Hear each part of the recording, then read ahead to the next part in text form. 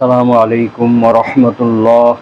ইন্নাল হামদালিল্লাহ ওয়াসসালাতু ওয়াসসালামু আলা মুহাম্মাদিন ওয়া আলিহি ওয়া আসহাবিহি ওয়া মা ওয়ালা, আম্মা বাদ। সম্মানিত দর্শক শ্রোতা মুসলিম ভাই ও বোনেরা, মহাগ্রন্থ আল কোরআনের তাফসীর বর্ণনা অনুষ্ঠানের আজকের ৯৮ নম্বর পর্ব নিয়ে উপস্থিত হয়েছি আপনাদের সামনে। সকলকে আজকের পর্বে স্বাগত জানাচ্ছি। আজকে পবিত্র কোরআনের সূরা বাকারার ১১৩ নম্বর আয়াত নিয়ে আলোচনা করা হবে ইনশাআল্লাহ। তো আসুন আমরা শুরু করি। আউযু বিল্লাহি মিনাশ শাইতানির রাজীম। বিসমিল্লাহির রহমানির রহিম।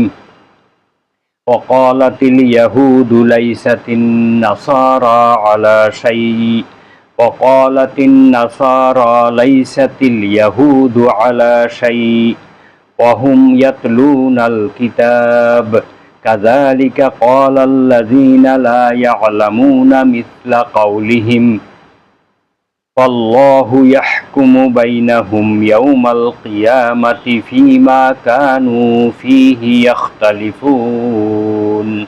সাদাকাল্লাহুল আযীম।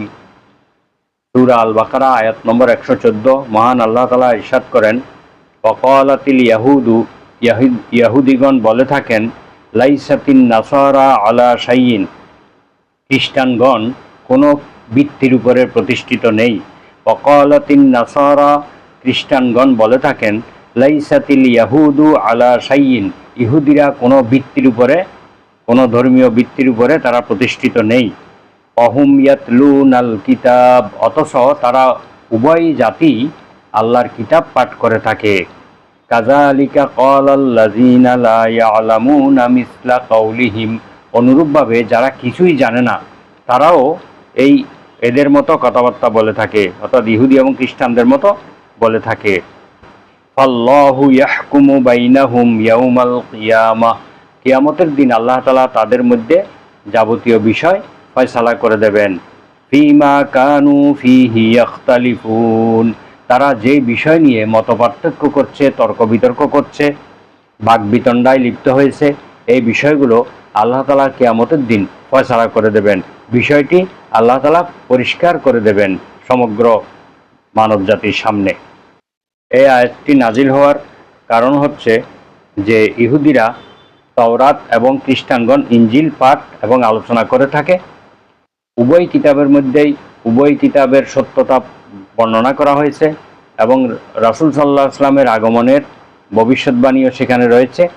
তখন ইহুদিরা বলে, খ্রিস্টানরা কোনো ভিত্তির উপরে নেই, তাদের নবী ঈসা আলাইহিস সালামকেও তারা অস্বীকার করে এবং তাদের ইনজিল কিতাবকেও তারা অস্বীকার করে বসে।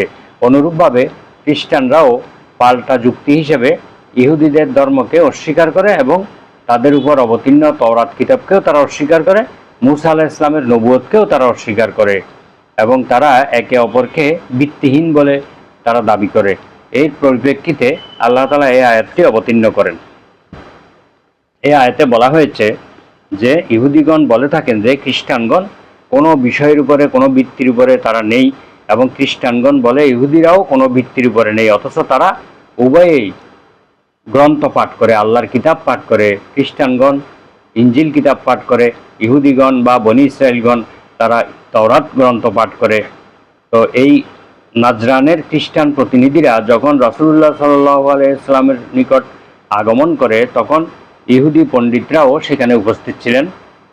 তারা একদল অপর দলকে পথভ্রষ্ট বলে তারা আখ্যায়িত করে, কেউ কাউকে কোনো গুরুত্ব দিতে চায় না। তো এইভাবে তারা পরস্পরকে যখন অস্বীকার করে, তখন আল্লাহ তাআলা এই আয়াতটি অবতীর্ণ করে। আল্লাহ তাআলা এখানে পরিষ্কারভাবে জানিয়ে দিয়েছেন যে তারা তাদের কিতাবে উভয়ের কিতাব এবং নবী সম্পর্কে পরিষ্কারভাবে তারা জেনেছেন, বুঝতে পেরেছেন। উভয় কিতাবের মধ্যেই তাদের পারস্পরিক ধর্মগুলোর সত্যতা এবং তাদের নবী রাসূলদের নাম এবং তাদের বিশেষত্ব সব কিছুই সেখানে আলোচনা রয়েছে এবং সব কিছু সত্যায়িত করা হয়েছে। এত কিছু জানা সত্ত্বেও তারা পরস্পরকে শুধুমাত্র হিংসার বশবর্তী হয়ে, তারা পারস্পরিক বিদ্বেষের বশবর্তী হয়ে অস্বীকার করেছে। তাদের কিতাব তাওরাতে মূসা আলাইহিস সালামের জবানে ঈসা আলাইহিস সালামের আগমন এবং তাকে স্বীকৃতি দানের আদেশ করা হয়েছে। এছাড়া তাদের কিতাব ইনজিলে মূসা আলাইহিস সালাম যে নবী ছিলেন এবং তার প্রতি যে আল্লাহর তরফ থেকে তওরাত নাজিল করা হয়েছিল এই কথার পরিষ্কার সাক্ষ্য রয়েছে। তারপরেও তারা একে অপরকে অস্বীকার করছে, অথচ উভয় দলই হচ্ছে আল্লাহর পক্ষ থেকে কিতাব প্রাপ্ত তথা আহলে কিতাব। তাওরাতের মধ্যে ইনজিলের এবং ইনজিলের মধ্যে তাওরাতের সত্যতার প্রমাণ বিদ্যমান রয়েছে, সুতরাং তাদের এসব কথা একেবারেই ভিত্তিহীন। তারা একমাত্র হিংসা এবং বিদ্বেষের বশবর্তী হয়ে তারা এইসব কথাবার্তা বলে থাকেন। এরপর আল্লাহ সুবহানাহু ওয়া তাআলা বলেন, আল্লাহ তাদের মতবিরোধগুলোর ফয়সালা কিয়ামতের দিন করে দেবেন। এই দুনিয়াতে তাদের এই মতভেদের ফয়সালা কখনোই হবে না। একে অপরের উপর জিদাজিদি করবে এবং একে অপরকে ভিত্তিহীন বলে দাবি করবে এবং এর সমাপ্তি এখানে ঘটবে না। কিয়ামতের দিনই তারা পরিষ্কারভাবে বুঝতে পারবে বিষয়টা কি ছিল। আল্লাহ তাআলা আরো বলেন, ইন্নাল্লাযীনা আমানু ওয়াল্লাযীনা হাদু ওয়াস-সাবিঈনা ওয়ান-নাসারা ওয়াল মাজুসা ওয়াল্লাযীনা আশরাকু ইন্নাল্লাহা ইয়াফসিলু বাইনাহুম ইয়াউমাল কিয়ামাহ।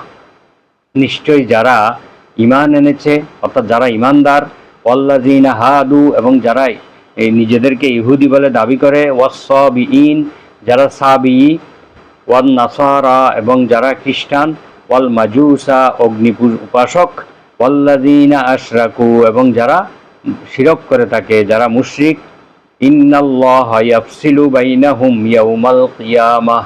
আল্লাহ তাআলা কিয়ামতের দিন এই সব জাতিগুলোর মধ্যে তাদের ফয়সালা করে দেবেন, পরিষ্কার করে দেবেন কারা সঠিক পথের উপর ছিল, কারা বিপথের উপর ছিল। ইন্নাল্লাহা আলা কুল্লি শাইইন শাহীদ। নিশ্চয় আল্লাহ তাআলা সকল ব্যাপারে একমাত্র সাক্ষী।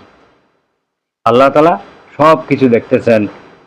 ওয়াহুয়াস সামিউল বাসীর, তিনি সব কিছু শুনছেন, সব কিছু দেখছেন, সুতরাং তিনিই হচ্ছেন মহাসাক্ষী। তিনি কিয়ামতের দিন সবার মধ্যে ফয়সালা করে দেবেন।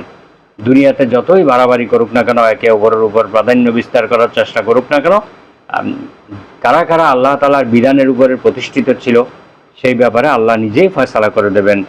মহান আল্লাহ তাআলা আরো বলেন, কুল ইয়াজমাউ বাইনানা রাব্বুনা সুম্মা ইয়াফতাহু বাইনানা বিল হক ওয়া হুয়াল ফাত্তাহুল আলীম। হে রাসূল, আপনি বলে দিন, আমাদের মহান প্রতিপালক আমাদেরকে কিয়ামতের দিন একত্রিত করবেন এবং আমাদের মধ্যে সঠিকভাবে সকল বিষয়ের ফয়সালা করে দেবেন।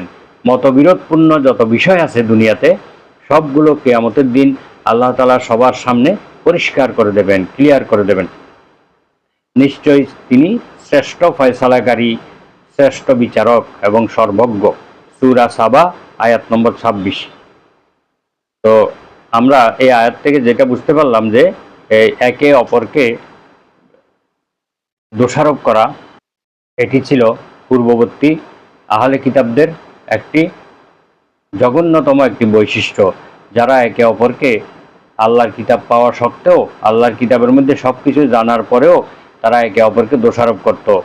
তো এই আয়াত থেকে আমরা যেই শিক্ষা গ্রহণ করতে পারি তা হলো ইহুদি এবং খ্রিস্টানদের পারস্পরিক ধর্ম বিষয়ে বাড়াবাড়ি এবং তারা উভয়ে আহলে কিতাব হওয়া সত্ত্বেও আল্লাহ তাআলার বিধানকে অস্বীকার করা এবং আল্লাহর নবীগণকে অস্বীকার করা, আল্লাহর কিতাবকে অস্বীকার করা, এগুলো তাদের জন্য কুফরির রাস্তাকে পরিষ্কার করে দিয়েছে এবং তাদের জন্য পরকালীন মুক্তিকে অনিশ্চিত করে দিয়েছে।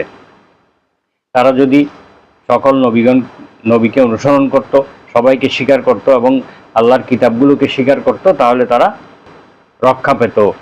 এই আয়াত থেকে বোঝা যায় যে মহান আল্লাহ তাআলা কিয়ামতের দিন সকল বিষয় ফয়সালা করে দেবেন।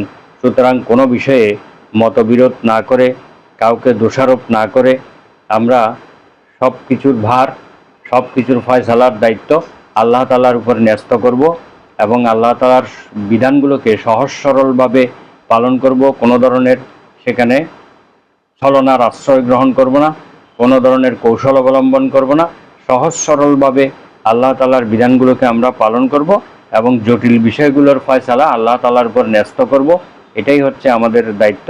আল্লাহ তাআলা আমাদেরকে এই আয়াত অনুযায়ী আমল করার তৌফিক দান করুন। এই আয়াতের শিক্ষা গ্রহণ করে আমাদেরকে আমল করার তৌফিক দান করুন। সুবহানাকা আল্লাহুম্মা বিহামদিকা আশহাদু আল্লা ইলাহা ইল্লা আনতা আস্তাগফিরুকা ওয়া আতুবু ইলাইক। আসসালামু আলাইকুম।